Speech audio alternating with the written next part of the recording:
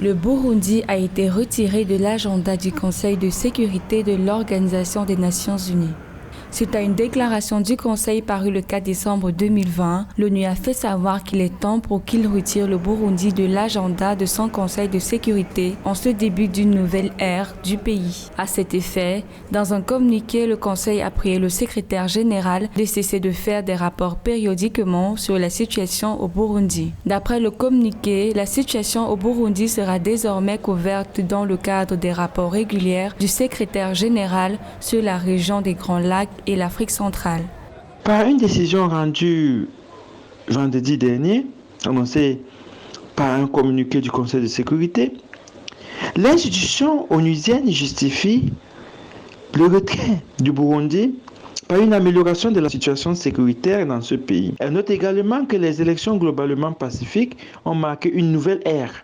Et tout de même, il faut noter que par ailleurs, l'institution onusienne a quand même émis quelques réserves sous la bannière de certaines recommandations, notamment les violations des droits de l'homme qui sont perpétrées régulièrement et autres.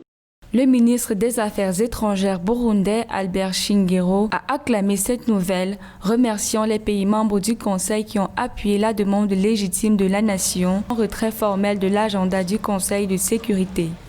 En réalité, cela peut être analysé sur la bannière de deux axes structurants. Prima facie, il faut noter que lorsque l'ONU vous a dans son conseil de sécurité un rapport quotidien, hebdomadaire, bref, régulier temporellement parlant, est dressé, il va donc sans dire que le retrait du Burundi du Conseil de sécurité des Nations Unies met un terme à l'élaboration de ce rapport régulier et donc cette nouvelle ne peut que crédibiliser le Burundi. Rappelons qu'en septembre 2016, l'ONU avait mis en place une commission d'enquête sur la situation des droits de l'homme au Burundi au plus fort d'une grave crise née de la décision de l'ancien président Pierre Nkurunziza de briguer un troisième mandat jugé illégal. Depuis lors, cette commission produit régulièrement des rapports sur la situation des droits de l'homme dans le pays. Des rapports qui n'auront plus effet du fait du retrait du pays de l'agenda.